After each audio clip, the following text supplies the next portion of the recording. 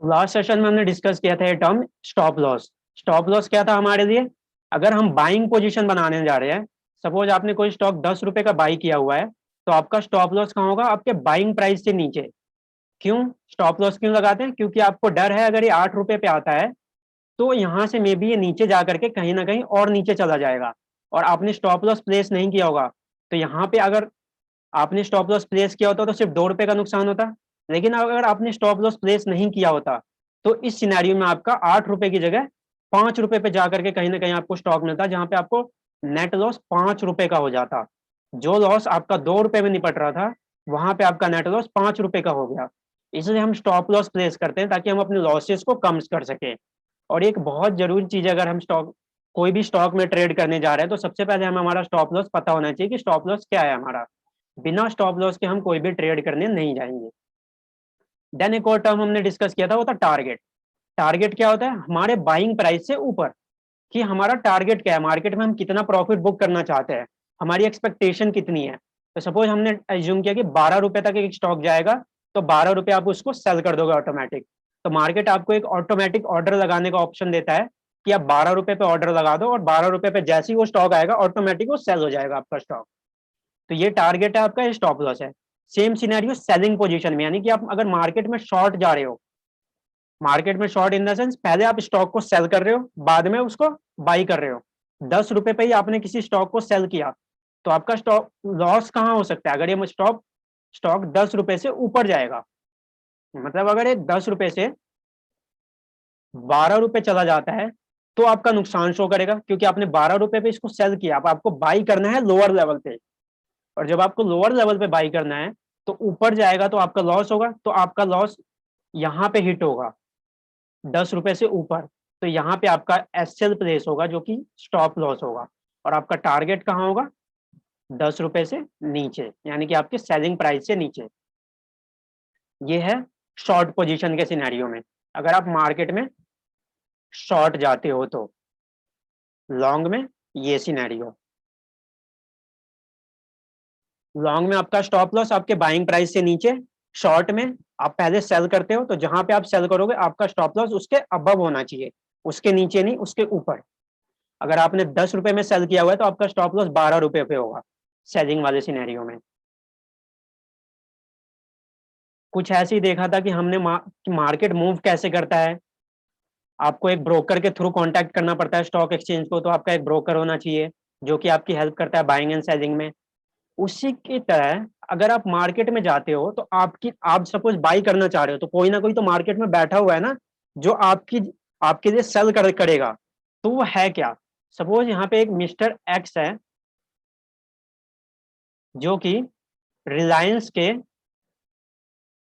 Reliance industries के 100 shares by करना चाहते हैं।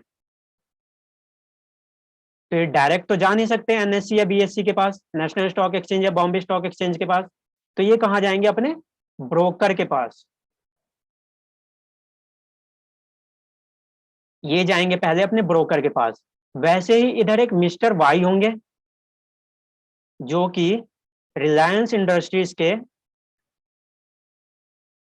100 शेयर्स सेल करना चाहते हैं।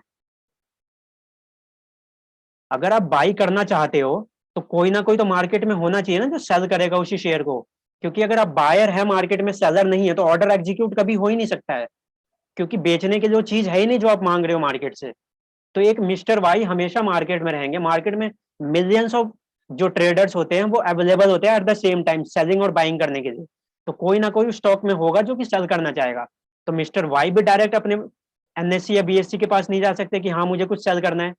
तो मिस्टर वाई भी कहाँ जाएंगे? अपने ब्रोकर के पास।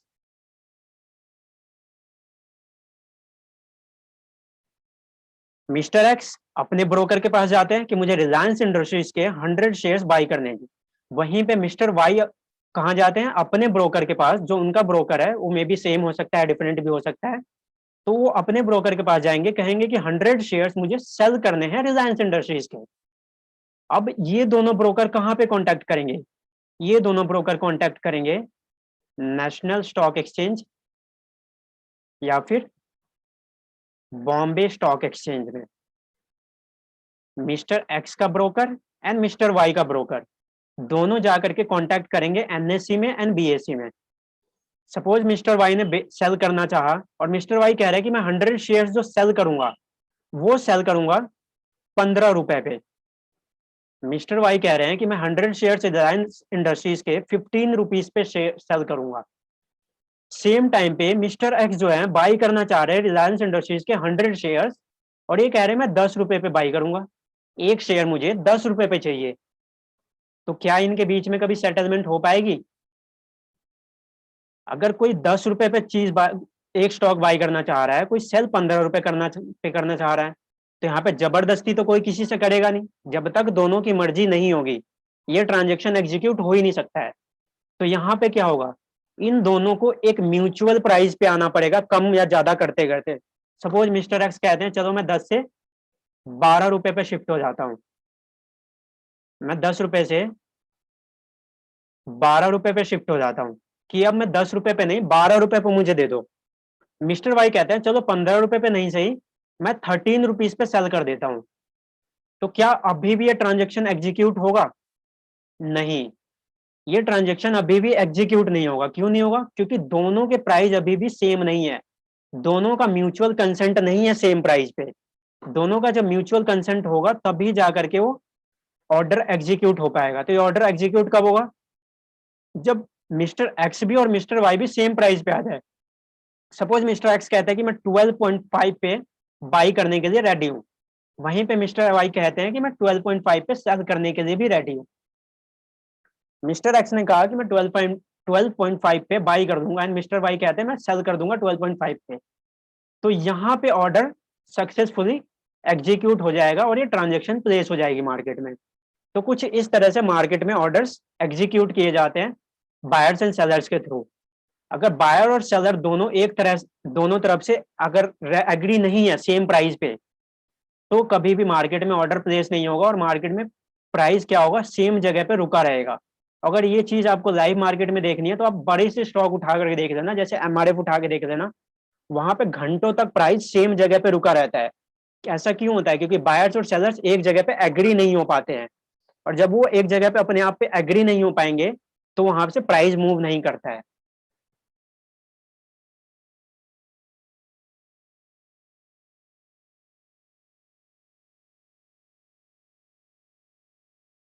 वही मैं आपको यहाँ पे स्क्रीन पे शो कर रहा हूँ कि ये है क्या एक्चुअली में, कि स्टॉक मार्केट काम कैसे करता है। मिस्टर ए है कोई जो कि 100 शेयर बाई करना चाहते हैं रिलायंस इंडस्ट्रीज के, तो ये अपने ब्रोकर के पास गए। वैसे ही मिस्टर बी हैं, वो 100 शेयर सेल करना चाहते हैं रिलायंस इंडस्ट्रीज के। सेल कितने पे करना चाहते हैं? 22 रुपीज पे। एंड मिस्टर ए बाई कितने पे करना चाहते हैं? 20 रुपीज पे। तो यहाँ पे कोई ऑर्डर एग्जीक्यूट होगा ही नहीं, नो ऑर्डर विल एग्जीक्यूट। क्यों? क्योंकि both will execute if both the party will agree at the price. एक सेकेंड,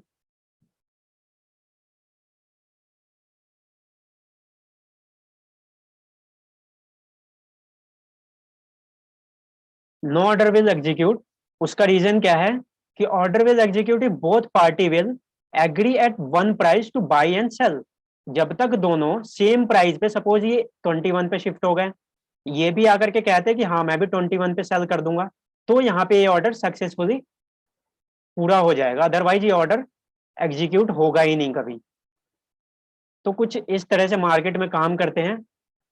अगर आप मार्केट में जाते हैं ऑर्डर प्लेस करने तो आपको ऐसे सिनेरियोस देखने को मिलेंगे बड़े बड़े स्टॉक्स में। इसलिए यहाँ पे मोल भाव करना पड़ता है। जैसे सब्जी मंडी में आप जाते हो तो मोल भाव करना पड़ता है, कहीं दुख शॉप पे जाते हो तो मोल भाव वहां पे करना पड़ता है। सेम सिनेरियो यहाँ पे है कि आपको मोल भाव करना ही पड़ेगा अगर आपको कुछ चीज बाई या सेल करनी है, अदरवाइज आपको यहाँ पे नहीं मिल पाएगा। ये था हमारे कुछ बेसिक्स चीजें थी जो मार्केट से रिलेटेड थी। अब आगे मूव करते हैं और आगे हम देखेंगे कि स्टॉक मार्केट में ना कुछ सेगमेंट्स डिवाइडेड है। स्टॉक मार्केट को 4 सेगमेंट में डिवाइडेड किया गया है, 4 सेगमेंट में। वो 4 सेगमेंट कौन कौन से हैं? पहला सेगमेंट कैश सेगमेंट, दूसरा derivative, third currency and fourth is commodity. मतलब आपको 4 सेगमेंट दिए जाते हैं मार्केट में इनमें काम करने के लिए। पहला cash segment, second is derivative, third is currency and fourth one is commodity. जो हम यहाँ पे इस कोर्स में मेनली कवर करने जा रहे हैं वो हम कवर करने जा रहे हैं कैश सेगमेंट एंड दूसरा डेरिवेटिव सेगमेंट। हम करेंसी एंड कॉमोडिटी के लिए ट्रेड नहीं करते हैं। करेंसी एंड कॉमोडिटी को ट्रेड करने के लिए एक अलग से स्टॉक एक्सचेंज बनाया गया है। करेंसी और कॉमोडिटी को ट्रेड करने के लिए एक अलग से एक्सचेंज बनाया गया है। ध्यान रखिए, एक अलग से एक्सचेंज है, ऐसा नहीं कि कुछ और अलग से बनाया गया। स्टॉक एक्सचेंज ही इनका अलग है। इनके स्टॉक एक्सचेंज का नाम है MCX, that is multi commodity exchange. यहाँ पे करेंसी एंड कॉमोडिटी ट्रेड किए जाते हैं। और हमारे कैश एंड डेरिवेटिव सेगमेंट के लिए दो स्टॉक एक्सचेंज मेजर इंडिया में रिकॉग्नाइज है, that is NSE and BSE। NSE and BSE दो स्टॉक एक्सचेंज है जो कि cash segment and derivative segment को ट्रेड करवाते हैं। वो करेंसी और कॉमोडिटी सेगमेंट को ट्रेड नहीं करवाते हैं। ठीक है, तो ये हमारे कवरेज से बाहर रहेगा और ये भी हमारे कवरेज से बाहर रहेगा। हमारा कवरेज होगा, फोकस होगा cash segment and derivative segment. अब कैश सेगमेंट क्या है और डेरिवेटिव सेगमेंट क्या है? तो कैश सेगमेंट बेसिकली एक ऐसा सेगमेंट है जहां पे आपको क्या करना पड़ता है, 100% प्राइस आपको पे करना पड़ता है। कैश सेगमेंट क्या है, ध्यान से देखिएगा, कैश सेगमेंट क्या है, 100% आपको जो भी स्टॉक का प्राइस होगा, सपोज 10 रुपए का कोई एक शेयर है और आप उसके 100 शेयर्स बाई करना चाहते हैं। 10 रुपीज का कोई स्टॉक है, उसके 100 शेयर्स आप बाई करना चाहते हैं, तो आपको यहाँ पे 1000 रुपीज कैश में पे करना पड़ेगा इनिशियली, सेम टाइम पे कैश सेगमेंट के अंदर। क्या बोला मैंने, कैश सेगमेंट में आपको इनिशियली, इस कैश सेगमेंट में 100% अमाउंट आपको पे करना पड़ेगा सेम टाइम पे। ये कहलाता है कैश सेगमेंट। यहाँ पे आपको cash initially at the same time आपको पे करना है। एंड दूसरी साइड अगर आप देखोगे तो डेरिवेटिव सेगमेंट में अगर आ जाओ, तो डेरिवेटिव सेगमेंट में ना आपको 100% कैश कभी भी पे नहीं करना पड़ता है। डेरिवेटिव सेगमेंट को दो पार्ट्स में डिवाइड किया गया, that is futures and options. इसको हम अभी आगे धीरे धीरे समझेंगे कि फ्यूचर्स एंड ऑप्शंस क्या होते हैं। बट यहाँ पे अभी सिर्फ एक चीज समझ लीजिए कि यहाँ पे आपको पूरा का पूरा अमाउंट पे नहीं करना पड़ता है। जैसे कि यहाँ पे 1000 रुपीज का आपका स्टॉक बन रहा है कि आप रिलायंस इंडस्ट्रीज के 10 रुपए के स्टॉक को 100 क्वांटिटी खरीदना चाहते हो, तो आपको 1000 रुपए बनता है। तो यहाँ आपका 1000 रुपए नहीं जाएगा इन दोनों सिनेरियोज में। यहाँ पे सपोज मान लो इन 1000 रुपए की जगह आपको 500 से 300 के बीच में आपको सिर्फ कैश पे करना पड़ेगा, बाकी आपको मिल जाएगा लिवरेज। तो आप लिवरेज का फायदा फ्यूचर्स एंड ऑप्शंस में उठा सकते हो।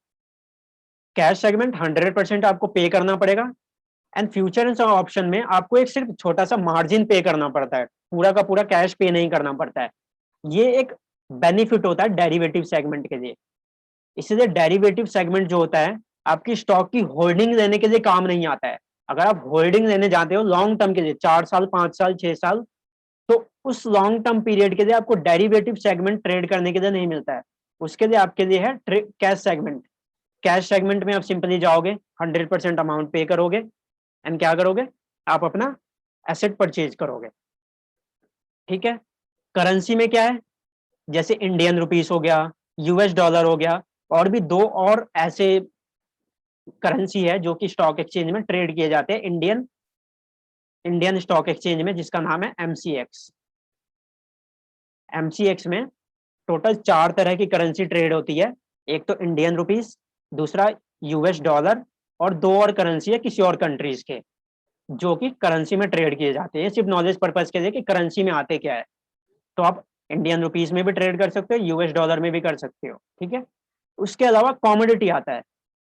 तो एक्चुअली में ये कॉमोडिटी है क्या, कॉमोडिटी में आपका आ जाता है gold, silver, copper, zinc, crude oil, metals. ये सारी चीजें आपके क्या आ जाती है कॉमोडिटी में। इसमें आ जाते हैं आपके व्हीट भी आ जाते हैं, राइस भी आ जाते हैं। तो ये सारी चीजें कहाँ पे ट्रेड होती है, कॉमोडिटी सेगमेंट में। गोल्ड सिल्वर, ये सारी चीजें हमारी कॉमोडिटी में ट्रेड होती है। तो हमारा मेन फोकस रहेगा अभी cash segment and derivative segment पे, जिसमें डेरिवेटिव सेगमेंट में हम बिल्कुल एंड में इसको उठाएंगे, क्योंकि ये थोड़ा सा कंफ्यूजन वाला पार्ट है। तो अभी मेनली हम जो भी बात करेंगे वो कैश सेगमेंट के बेस पे बात करेंगे कि कैश सेगमेंट में एक्चुअली में होता क्या है।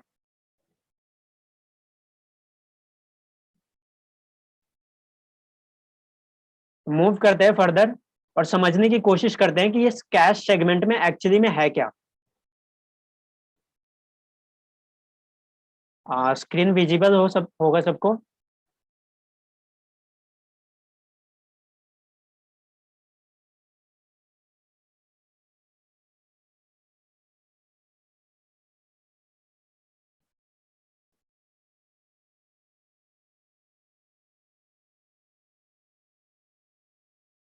ठीक है, तो हम अभी देख देख रहे हैं कि कैश सेगमेंट एक्चुअली में है क्या। तो कैश सेगमेंट में बेसिकली तीन और पोर्शन कवर किए जाते हैं कैश सेगमेंट के अंदर।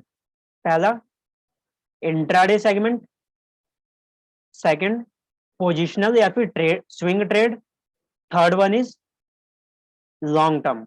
अगर आप कैश सेगमेंट में जाते हो तो आपका पर्पस तीन तीन पर्पस होता है आपका। अगर आप कैश सेगमेंट में जाते हो तो आपका तीन पर्पस होगा बेसिकली, इंट्राडे या फिर पोजिशनल या फिर trade swinging, and third one is long term. इन तीन पर्पस के लिए आप कैश सेगमेंट में एंटर होते हो। अब इंट्राडे पर्पस के लिए आपका क्या, इसके क्या प्रोज एंड कॉन्स है, मतलब इसके क्या फायदे हैं एंड क्या नुकसान है अगर आप इंट्राडे करने जाते हो कैश सेगमेंट में। तो पहला तो फायदा आपको जो मिलेगा अगर आप इंट्राडे करने जा रहे हो कैश सेगमेंट में, तो पहला फायदा आपको मिलेगा कि यहाँ पे ओवरनाइट जो न्यूज आती है मार्केट में उससे आपकी कोई भी इफेक्ट नहीं होगा, उसके लिए आप इफेक्ट नहीं होगे। मतलब आज आप सुबह उठ करके मार्केट में जाते हो ट्रेड करने, तो कल रात को क्या न्यूज आया था उससे आपके ट्रेड पे कोई फर्क नहीं आएगा अगर आप इंट्राडे करने जा रहे हो तो। क्योंकि आप जब इंट्राडे करने जाओगे टेक्निकल एनालिसिस करोगे तो वो चार्ट के बेसिस पे करोगे, उससे न्यूज के लिए न्यूज का कुछ लेना देना नहीं होता है। जो भी न्यूज होता है वो सारा इफेक्ट आपको चार्ट पे ऑलरेडी दिख चुका होगा। तो यहाँ पे ओवरनाइट जो न्यूज आते हैं उनसे आप इफेक्टेड नहीं होते हो। या फिर आज आपने ट्रेड किया, इंट्राडे किया, इंट्राडे मतलब आज ही आपने बाय किया आज ही सेल कर दिया, ठीक है। तो आपको उसको कल के लिए होल्ड करने की जरूरत नहीं है। तो आप कल के लिए उसे होल्ड ही नहीं कर रहे हो, कल रात को जाकर के कोई न्यूज आ जाती है तो उसके लिए आप थोड़ी ना रिस्पॉन्सिबल हो, या फिर आपका लॉस तो है ही नहीं उसमें। तो यहाँ पे आप न्यूज से इफेक्ट नहीं होते हो। जबकि आप लॉन्ग टर्म में जाओगे तो यहाँ पे आपको न्यूज से इफेक्ट होना पड़ेगा, आपके स्टॉक प्राइस पे न्यूज इफेक्ट करेगा। तो पहला फायदा होता है इंट्राडे का कि न्यूज से आप इफेक्ट नहीं होते हो। दूसरा, tight stop loss order can protect position. मतलब आपका जो स्टॉप लॉस है जो टाइट, अगर आप स्टॉप लॉस लगाते हो, अभी हमने डिस्कस किया था थोड़ी देर पहले कि स्टॉप लॉस होता क्या एक्चुअली में। और कोई भी इंट्राडे इंट्राडे ट्रेड बिना स्टॉप लॉस के आप नहीं करोगे। पहला सिनेरियो ये कि आप बिना स्टॉप लॉस के कोई भी इंट्राडे ट्रेड नहीं करोगे। जब आप स्टॉप लॉस लगा रहे हो तो इंट्राडे में आपका क्या हो जाता है, एक तरह से लॉस कम हो जाता है, आपका एक लॉस लिमिटेड हो जाता है। आपका मार्केट में मैक्स टू मैक्स लॉस कितना हुआ, जितना आपने वहां पे स्टॉप लॉस लगाया है वो स्टॉप लॉस गया, आप मार्केट से एग्जिट हो चुके हो। उसके बाद मार्केट अप जाए या डाउन जाए आपका उससे ज्यादा नुकसान नहीं हो सकता है। तो इंट्राडे का मतलब होता है, इंट्राडे का एक आपका फायदा ये है कि यहाँ पे आपको बचा देता है आपका स्टॉप लॉस आपके पोजीशंस को आपका लॉस होने से। And third one is regular trade have causes increase leverage. अब ये लिवरेज क्या है, अभी हम जो डिस्कस कर रहे हैं कैश सेगमेंट के फायदे की बात करें कि कैश सेगमेंट में हमें क्या फायदा मिलता है। अगर हम कैश सेगमेंट में ट्रेड करने जा रहे हैं तो हमारी क्या क्या बेनिफिट्स मिलते हैं, ठीक है, हम वो बेनिफिट्स देख रहे हैं अभी। देन वहां पे एक बेनिफिट है कि आपको लिवरेज मिलता है। अब ये लिवरेज क्या है एक्चुअली में, होता क्या है, अगर आप मार्केट में जाते हो ना, अगर आप अपने ब्रोकर के पास जाते हो 100 रुपीज लेकर के, आपका जो डीमेट अकाउंट है आपने उसमें 100 रुपीज डाला, इसको ध्यान से समझिएगा, बाद में काम आएगा ये आपके ट्रेड करते टाइम। अगर आप 100 रुपीज अपने डीमेट अकाउंट में डाल रहे हो, आपने अपना डीमेट अकाउंट खोला है किसी ब्रोकर के साथ, 100 रुपीज अपने डीमेट अकाउंट में डिपॉजिट किया, अब आप ट्रेड करने जा रहे हो और सपोज कोई 1000 रुपीज का स्टॉक है और आप इसको बाई करने की इच्छा रखते हो, आप चाहते हो कि इस 1000 रुपीज के स्टॉक को मैं बाई करूं, तो क्या ये पॉसिबल है कि आप इसको बाई कर सको? अगर इन जनरल टर्म्स अगर हम देखें, तो क्या ये पॉसिबल है कि आपके पास सिर्फ 1000 रुपए है और आप 1000 रुपीज का स्टॉक एक बाई करने जा रहे हो? तो क्या ये पॉसिबल है? नहीं है, क्योंकि आपके अकाउंट में फंड इतने नहीं है। लेकिन आपका ब्रोकर एक फैसिलिटी प्रोवाइड करता है आपको, आपका ब्रोकर आपको एक फैसिलिटी प्रोवाइड करता है जिसका नाम होता है लिवरेज।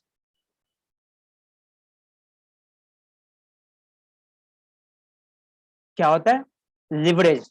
इसका मतलब क्या है? आपका ब्रोकर आपको अपनी तरफ से पैसे देगा। सपोज आपके पास अकाउंट में सिर्फ 100 रुपीज पड़े थे, आपका ब्रोकर कहेगा कि 900 रुपीज आप हमारी तरफ से ले लो।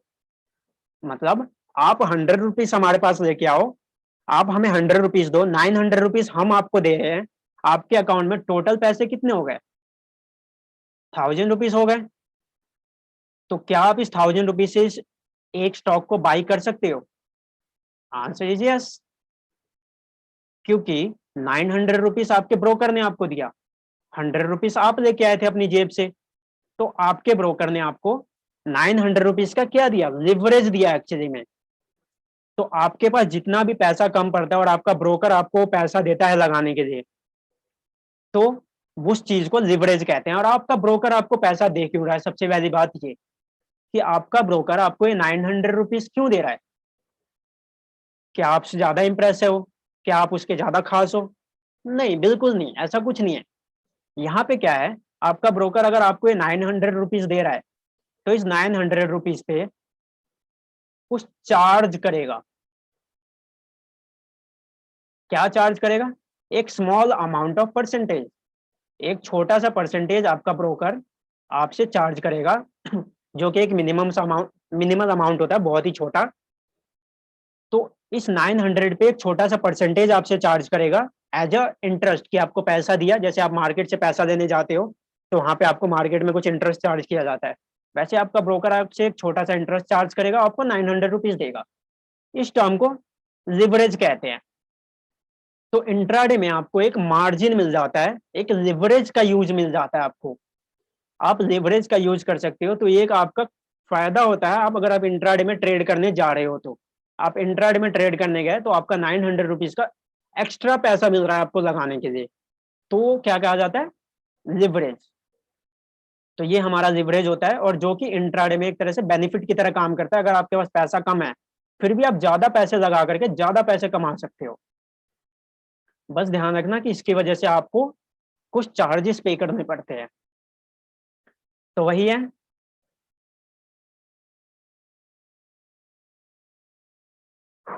कि रेगुलर ट्रेड्स जो होते हैं आपके लिवरेज को बढ़ा देता है।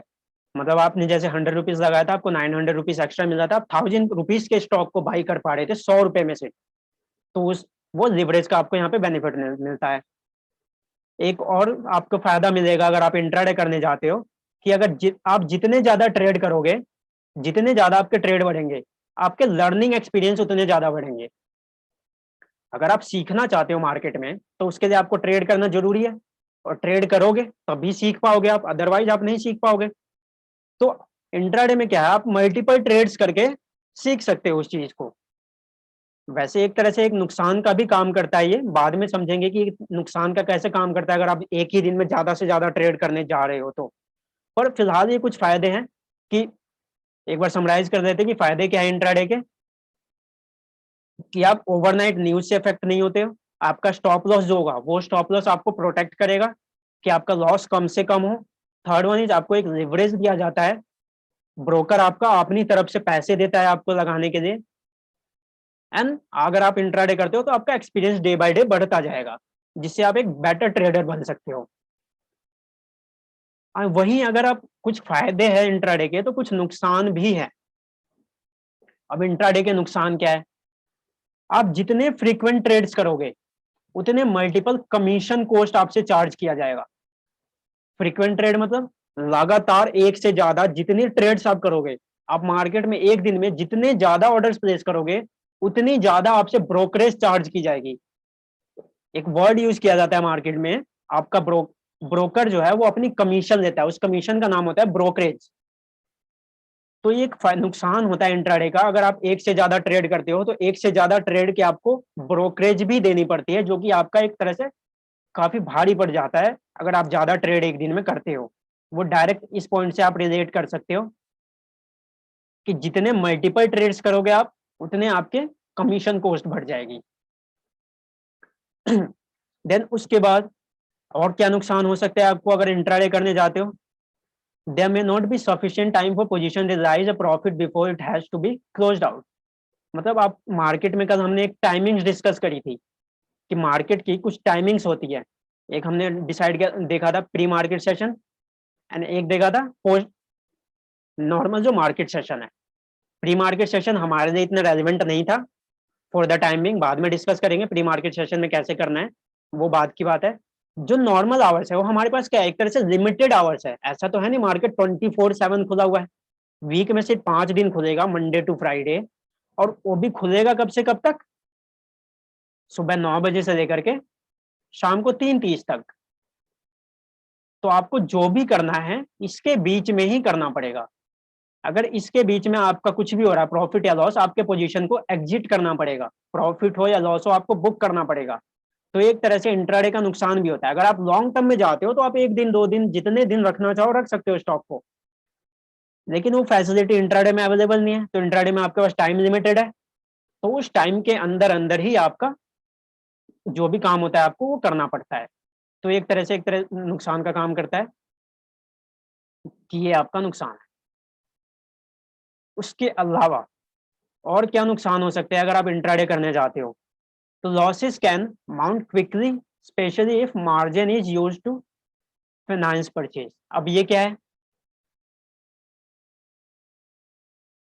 अगर यहाँ पे हमने देखा था कि हम कुछ लिवरेज ले रहे थे अपने ब्रोकर से, यहाँ पे हमने एक एडवांटेज पढ़ा था कि मार्केट से हम लिवरेज ले रहे हैं। अगर हम मार्केट से लिवरेज ले रहे हैं तो हमारी एक्चुअल में वर्थ कितनी थी, 100 रुपए की, कि हम 100 रुपए लेकर के ही ट्रेड कर रहे हैं। हमारी जो वर्थ है एक्चुअल में 100 रुपए, हम लॉस करना चाहे तो मैक्सिमम 100 रुपए करेंगे। लेकिन अगर आप 1000 रुपीज का ट्रेड करने जा रहे हो, आपका मैक्सिमम जो था वो 100 रुपीज था, आप ले रहे हो 1000 रुपीज का स्टॉक, और जब आप 1000 रुपीज पे जा रहे हो तो आपका लॉस भी तो 100 रुपए से बढ़ करके ज्यादा हो जाएगा, आपका लॉस भी तो यहाँ से इंक्रीज हो जाएगा। तो वही एक नुकसान है यहाँ पे कि आप जितना मार्जिन या फिर लिवरेज यूज करोगे उतना ही आपका लॉस होने की प्रोबेबिलिटी बढ़ जाती है। ठीक है, जितने आप लिवरेज का यूज करोगे उतनी ही ज्यादा आपके लॉसेस के भी चांस बढ़ते हैं, क्योंकि प्रॉफिट और लॉस मार्केट में इक्वली प्रोपोर्शनेट है। जितने आपके प्रॉफिट के चांसेस है उतने ही आपके लॉसेस के भी चांसेस है। तो ये कुछ नुकसान थे जो कि इंट्राडे में आपको ध्यान रख के ट्रेड करना है। नुकसान क्या क्या थे? बेसिकली जनरल नुकसान है कि हाँ आपको कमीशन पे करना पड़ सकता है ज्यादा, या फिर आपको क्या हो सकता है, लिवरेज ज्यादा यूज कर रहे हो तो आपको लॉसेस ज्यादा हो सकते हैं, या फिर आपके पास एक टाइम लिमिटेड है। तो ये कुछ इसके नुकसान है इंट्राडे के। उसके अलावा पोजिशनल और स्विंग ट्रेड भी आप कर सकते हो कैश सेगमेंट में। कैश सेगमेंट में पोजिशनल एंड स्विंग ट्रेड। अब ये पोजिशनल या स्विंग ट्रेड क्या है?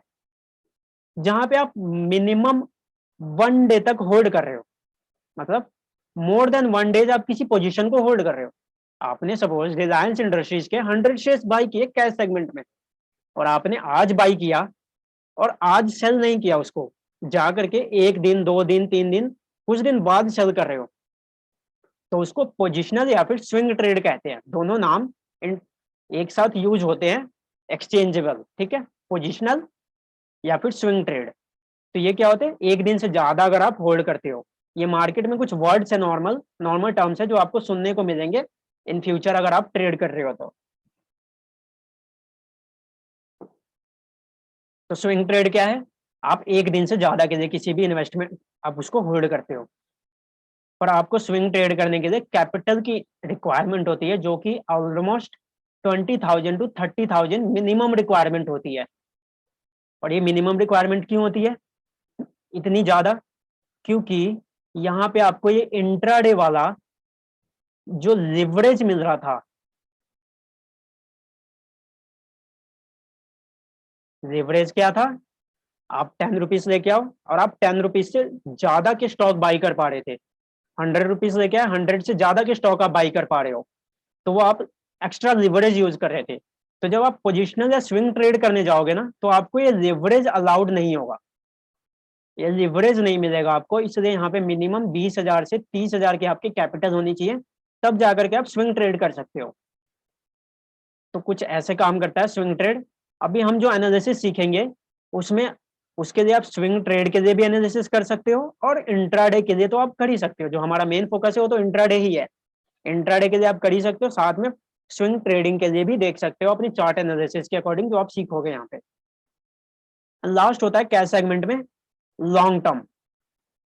अभी ये लॉन्ग टर्म क्या है कि आप कोई पोजीशन होल्ड कर रहे हो जो कि मोर देन 6 मंथ के लिए आप होल्ड कर रहे हो। वैसे कोई टाइम फ्रेम डिसाइडेड नहीं है कि लॉन्ग टर्म के लिए इतने टाइम तक आपको होल्ड करना पड़ेगा तो वो लॉन्ग टर्म माना जाएगा। एक जनरली कह सकते हैं कि 6 महीने से ज्यादा अगर आप किसी पोजीशन को होल्ड करते हो तो उसको लॉन्ग टर्म के लिए कहा जाता है कि आप लॉन्ग टर्म में कैश सेगमेंट में लॉन्ग टर्म पोजीशन होल्ड कर रहे हो। ध्यान रखना, मैंने यहाँ पे लॉन्ग पोजीशन नहीं बोला, लॉन्ग पोजीशन नहीं बोला है मैंने यहाँ पे। अभी हमने पीछे डिस्कस किया था कि लॉन्ग पोजीशन क्या होता है। लॉन्ग पोजीशन क्या था कि आप मार्केट में बाइंग पोजीशन बना रहे हो। मार्केट में आप पहले बाई करने जा रहे हो, बाद में सेल कर रहे हो, ठीक है? तो ये लॉन्ग पोजीशन था। यहाँ पे आप लॉन्ग टर्म के लिए होल्ड कर रहे हो। वर्ड से कंफ्यूज नहीं होना है। अगर कोई बोलता है कि मैं मार्केट में लॉन्ग टर्म में इन्वेस्ट कर रहा हूँ, इसका मतलब ये नहीं है कि वो लॉन्ग पोजीशन ले रहा है कुछ जो आज ही सेल करेगा, आज ही बेच देगा। जो लॉन्ग पोजीशन है ये इंट्राडे के लिए यूज होता है, जहां पे आप पहले स्टॉक को बाई करते हो, बाद में सेल करते हो। वैसे ही इसका सेम अपोजिट था शॉर्ट पोजीशन बनाना, जो कि मार्केट में आप पहले सेल कर रहे थे, बाद में क्या कर रहे थे, आप बाई कर रहे थे उस चीज को। तो ये कुछ बेसिक टर्म्स थी। एक बार आप चैट में बता दीजिए सबको, अगर ये क्लियर है तो हम आगे मूव करते हैं।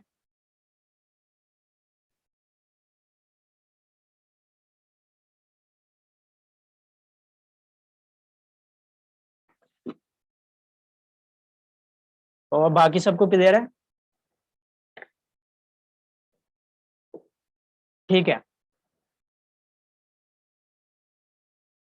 तो ये एक समराइज करते हैं कि हमें हमने अभी डिस्कस किया क्या एक्चुअली में। हम अभी डिस्कस थोड़ी देर पहले हमने डिस्कस किया है स्टॉक मार्केट में सेगमेंट्स है कौन कौन से। तो हमने 4 तरह के सेगमेंट देखे, कौन कौन से? कैश सेगमेंट, ठीक है, derivative segment, third one is currency segment, and fourth one is commodity segment.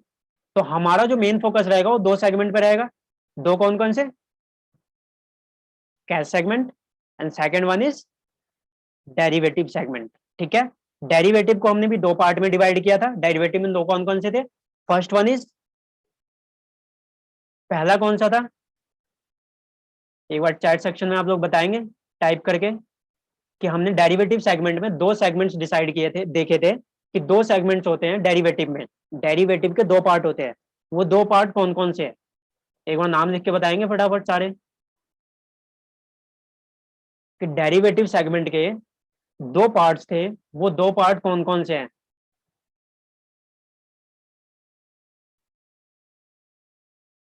Chat में बता दीजिए फटाफट।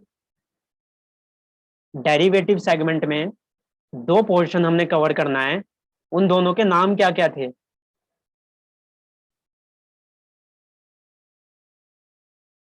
नहीं नहीं, डेरिवेटिव सेगमेंट में जो हमें कवर करना है वो 2 चीजें कुछ ये हैं, फ्यूचर्स एंड ऑप्शन, जो हम बाद में आगे जाकर के डिस्कस करने वाले हैं कि फ्यूचर्स एंड ऑप्शंस होते क्या है। डेरिवेटिव सेगमेंट, इसके 2 पार्ट्स डिवाइडेड है। डेरिवेटिव एक ओवरऑल टर्म है, एक नाम है।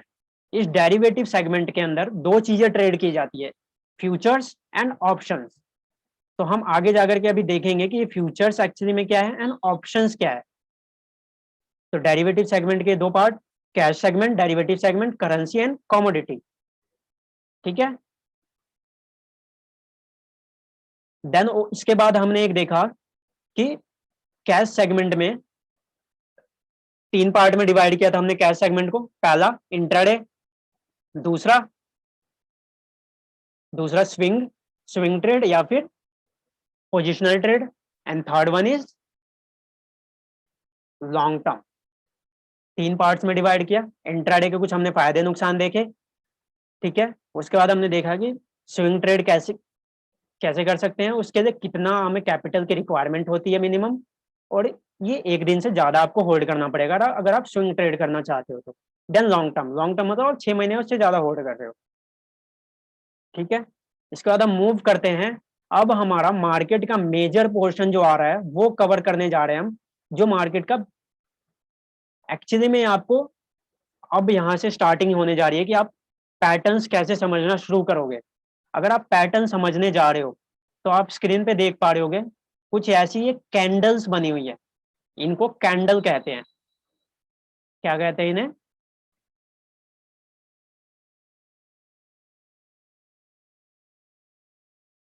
कैंडल्स का कहते हैं इन्हें। ठीक है। हर एक को यहाँ पे कैंडल कहते हैं, और हर एक जो एक कैंडल बन रही है ये एक स्पेसिफिक टाइम फ्रेम में अपने अकॉर्डिंग फॉर्म कर रहा है। यहाँ पे आपको कुछ नहीं करना पड़ता है, ये सब अपने आप बनता है मार्केट में। बस आपको इसके ऊपर अपनी एनालिसिस लगानी होती है।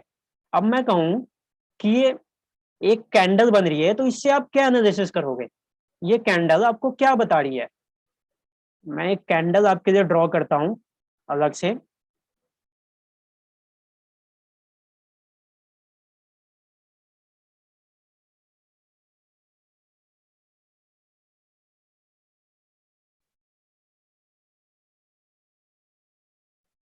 मैंने एक कैंडल ड्रॉ करी, कुछ इस तरह से मार्केट में कैंडल्स बनती है।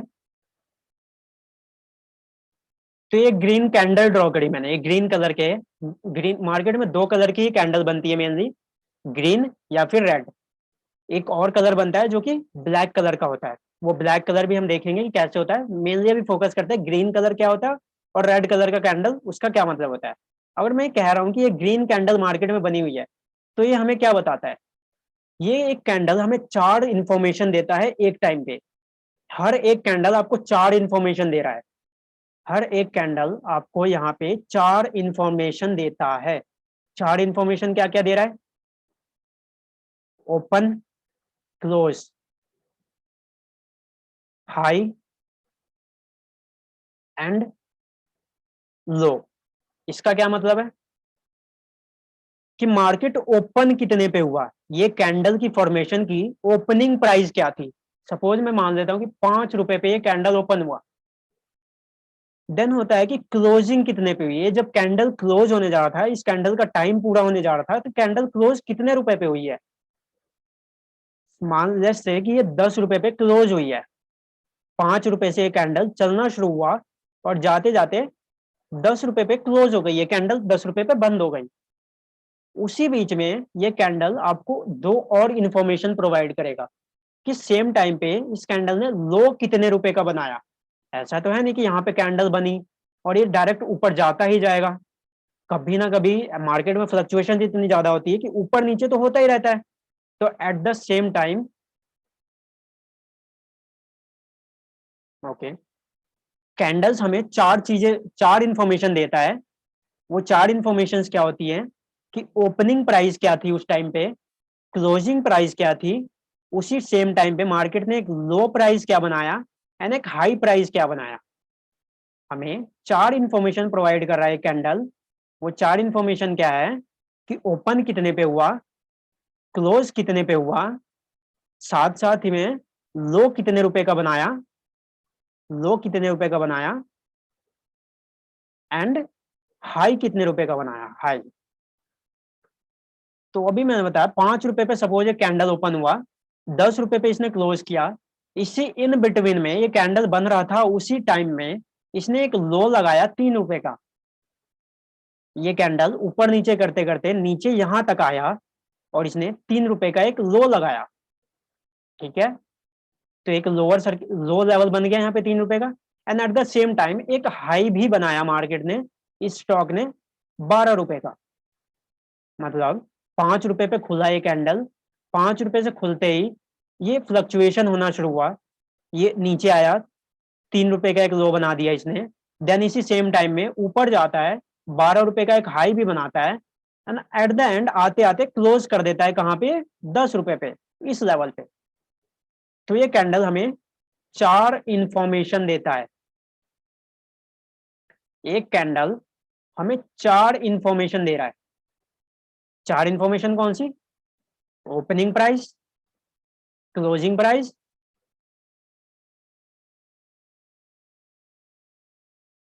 High price and low price. Market में बहुत सारे चार्ट्स होते हैं जो कि आपको देखने को मिलेंगे। जैसे कुछ चार्ट्स के नाम होते हैं, लाइन चार्ट होता है, इसके अलावा और भी चार्ट्स होते हैं। पर वो चार्ट्स क्या होता है, आपको ये इन्फॉर्मेशन नहीं दे पाते हैं पूरा। सिर्फ एक कैंडल स्टिक ही है जो आपको ये 4 इंफॉर्मेशन कंप्लीटली देता है, और इन 4 इंफॉर्मेशन के बेस पे ही आपको मार्केट में एनालिसिस करनी पड़ती है। तो एक कैंडल आपको 4 इंफॉर्मेशन दे रहा है, ओपन, हाई, लो, क्लोज। अब इन कैंडल्स के नाम क्या है? अगर एक ओपन बना रहा है, एक हाई बना रहा है, तो इसका मतलब क्या है?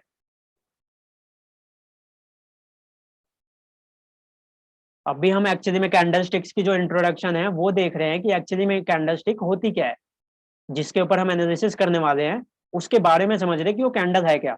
सपोज ये एक तरह, इस तरह की कुछ कैंडल फॉर्म हो रही है, ये कुछ इस तरह की कैंडल एक फॉर्म हो रही है मार्केट में। तो ये जो टॉप है, जो एक हाई बनाया है, इसको हेड ऑफ कैंडल या फिर अपर विक के नाम से जाना जाता है मार्केट में।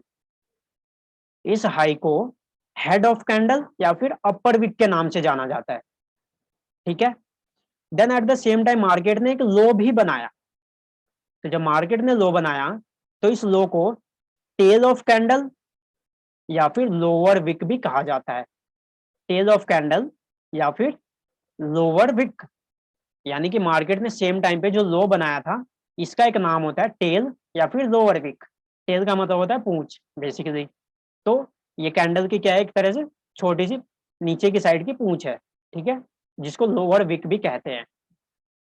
एंड अपर साइड को हेड ऑफ कैंडल या फिर अपर विक।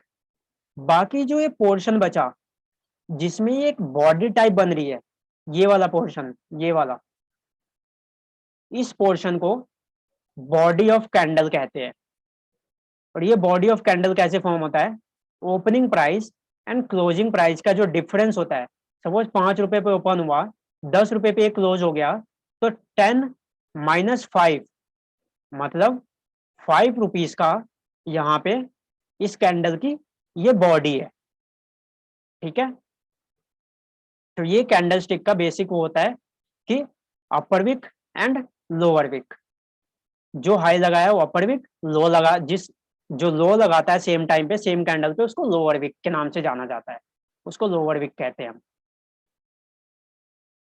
फर्दर आगे थोड़ा ही टाइम बचा है तो थोड़ा सा और डिस्कस कर देते हैं कि कैंडल स्टिक है क्या।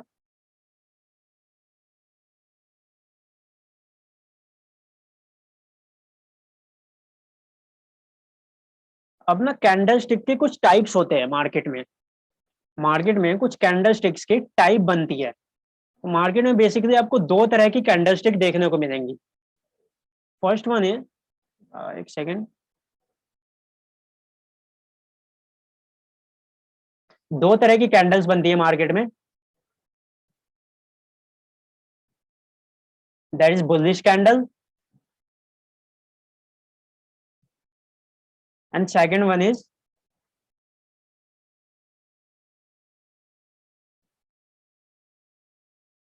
2 तरह की कैंडल मार्केट में फॉर्म होती है, bullish and bearish.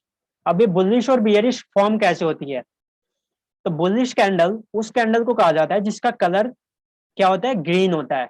And bearish candle किसको कहा जाता है? जिसका कलर क्या होता है, रेड होता है।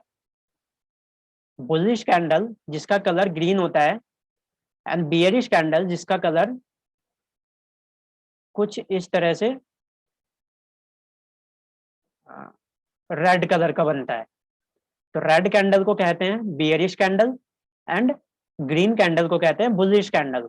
मार्केट में अगर कोई कहता है कि बुलिश कैंडल बना हुआ है, आगे हम ये टर्म्स यूज करेंगे। अगर मैं सपोज आगे जाकर के बोलता हूँ कि बुलिश कैंडल है, जैसे यहाँ पे अगर मैं इस कैंडल को दिखा करके आपसे पूछता हूँ, ये ग्रीन कैंडल अगर मैं आपको दिखाता हूँ और मैं पूछता हूँ कि ये कौन सा कैंडल है, तो आपका रिप्लाई होना चाहिए कि ये बुलिश कैंडल है। क्या कैंडल है? Bullish candle. क्यों? क्योंकि ये ग्रीन इन कलर है। अभी ये लॉजिक समझेंगे कि ये कलर में ग्रीन ही क्यों बन रहा है और ये कलर में रेड ही क्यों बन रहा है। अब इस रेड कैंडल को देख करके मैं आपको बोलूं कि आप बताओ ये रेड कैंडल कौन सा कैंडल है, इसका नाम क्या है, तो इसका नाम क्या होगा? Bearish candle. Green candle bullish, bullish sign को शो करता है कि मार्केट में तेजी है, एंड रेड कैंडल शो करता है कि मार्केट डाउन है। ठीक है।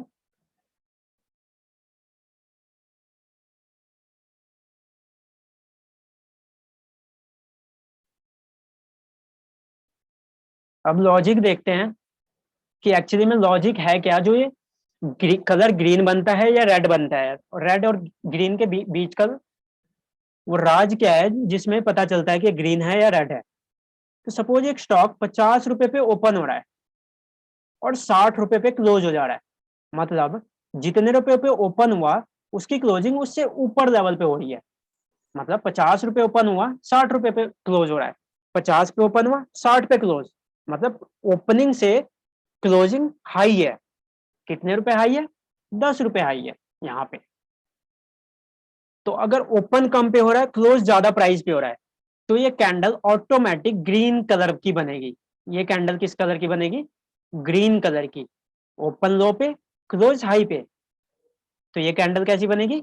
ग्रीन बनेगी। सेम यहाँ पे हमने देखा था, एक लो भी बनाता है मार्केट और एक हाई भी बनाता है। सेम टाइम पे इस लो को क्या कहते हैं? लोअर विक या फिर टेल ऑफ कैंडल, एंड इस हाई को क्या कहते हैं? हेड ऑफ कैंडल या फिर अपर विक। ठीक है। तो कलर ग्रीन कैसे बन रहा है? 50 रुपए पे ओपनिंग हो रही है, 60 पे क्लोजिंग हो रही है, मतलब ओपनिंग प्राइस कम है और क्लोजिंग प्राइस ज्यादा है उसकी, इसलिए मार्केट उस टाइम पे एक ग्रीन कैंडल फॉर्म कर रहा है। अगर मार्केट में ग्रीन कलर की कैंडल फॉर्म होती है तो इसका मतलब है ओपनिंग प्राइस कम था और क्लोजिंग प्राइस ज्यादा है मार्केट में उस टाइम पे। Same bearish candle, bearish candle का क्या मतलब है? ओपनिंग ऊपर हो रही है, ओपनिंग इसकी देखो ऊपर की साइड हो रही है, इसकी ओपन यहाँ पे हो रही है, एंड क्लोजिंग कहाँ पे दे रहा है? यहाँ नीचे 50 रुपए पे, मतलब 60 रुपए पे ऊपर ओपन हुआ और क्लोजिंग यहाँ नीचे आके दे रहा है, तो ये ऑटोमेटिक कलर रेड हो जाएगा। इस कैंडल का कलर ऑटोमेटिक रेड होगा। सेम टाइम पे मार्केट एक लो और एक हाई बनाता है, जो हमने भी पीछे डिस्कस किया। मतलब ओपन हो रहा है हाई प्राइस पे एंड क्लोज हो रहा है लो प्राइस पे। ओपन हाई, क्लोज लो। तो कैंडल का कलर कैसा होगा? रेड कैंडल, एंड उसका नाम क्या होगा? Bearish candle.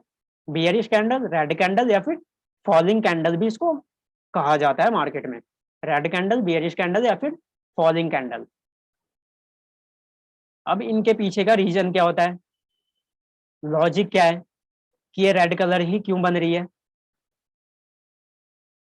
तो इसके ओपनिंग और क्लोजिंग के बीच का जो डिफरेंस है वो नेगेटिव है। वो क्या है? नेगेटिव है। हम यहाँ पे क्या करते हैं, नेगेटिव और पॉजिटिव देखने के लिए क्या करते हैं, जो क्लोजिंग प्राइस होता है उसमें से माइनस कर देते हैं ओपनिंग प्राइस को। तो यहाँ पे आपको एक प्राइस मिलता है, वो पॉजिटिव होगा या नेगेटिव होगा? अगर वो पॉजिटिव है तो कलर क्या होगा? ग्रीन इन कलर होगा, और वो नेगेटिव होगा तो वो रेड इन कलर होगा। ठीक है। तो इस तरह से कुछ कैंडल स्टिक्स की फॉर्मेशन होती है, रेड और ग्रीन। इसके पीछे का रीजन क्या होता है? अगर ग्रीन कलर बन रही है तो ओपन लो लेवल पे होगा और क्लोजिंग हायर लेवल पे होगा। ओपनिंग लो लेवल पे एंड क्लोजिंग हाई लेवल पे। सेम रेड इन कलर बन रहा है तो ओपनिंग हायर लेवल पे एंड क्लोजिंग लोअर लेवल पे। तो ये कुछ बेसिक्स डेफिनेशन वो थी कि कैंडल स्टिक की एक्चुअली में फॉर्मेशन होती कैसी है। बाकी ये सेम डेफिनेशन लिखी हुई है जो अभी आपने समझा, मैं ये नोट शेयर करूंगा आपके साथ कि एक्चुअली में है क्या।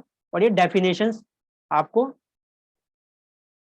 यहाँ से समझ में आ जाएगा। बाकी अभी एक फटाफट 2 मिनट के अंदर अंदर कुछ इंफॉर्मेशन आपको यहाँ पे शो हो रही है आपके स्क्रीन पे।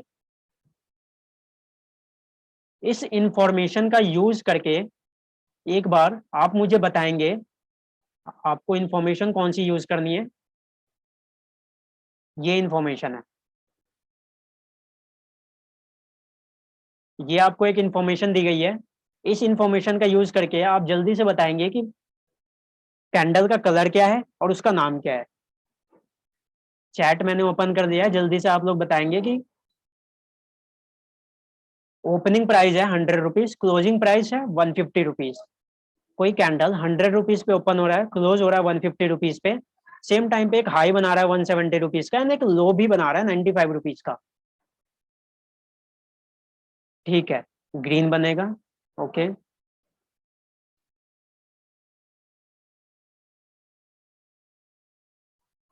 बाकी लोग भी एक बार रिप्लाई करेंगे कि ये इस ठीक है, इसके पीछे का लॉजिक आप लोगों को समझ आ रहा है कि कलर ग्रीन क्यों बन रही है। अगर ओपन 100 पे हो रहा है, क्लोज 150 पे हो रहा है, तो इसके पीछे का लॉजिक।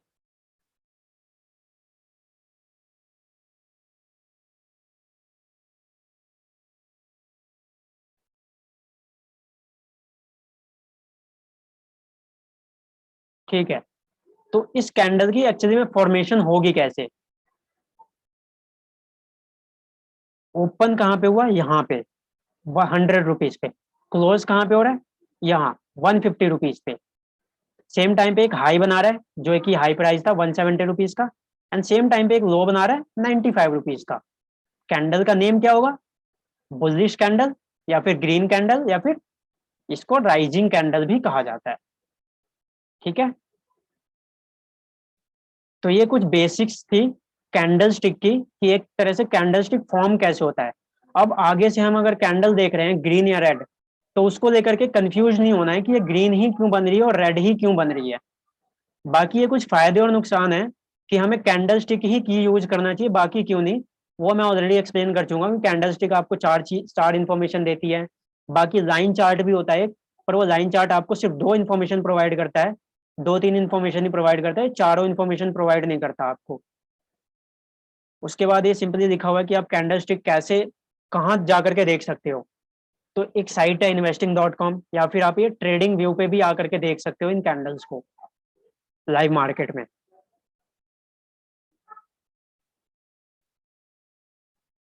देन मैंने बताया था कि एक और टाइप की कैंडल बनती है। बस 2 मिनट देना, मैं बस वाइंड अप कर रहा हूँ 2 मिनट में। एक कैंडल होती है, हमने अभी दो टाइप की कैंडल देखी।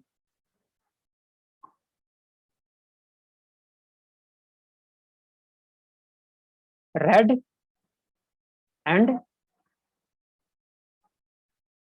ग्रीन, दो तरह की कैंडल हमने डिस्कस करी, red colour and green colour. एक और कैंडल बनती है मार्केट में ब्लैक कलर की। मार्केट में एक ब्लैक कैंडल भी बनती है कभी कभी, बहुत रेयरली चांस होते हैं कि ब्लैक कैंडल बने, बट ब्लैक कैंडल भी बनता है। और इस ब्लैक कैंडल के पीछे का लॉजिक क्या है, ये क्यों बनता है। ये तब बनता है जब मार्केट एक हाई भी बना रहा है एक लो भी बना रहा है, एक हाई भी बना रहा है एक लो भी बना रहा है, लेकिन मार्केट जहां पे ओपन हुआ था वहीं पे आकर के क्लोज हो जाता है।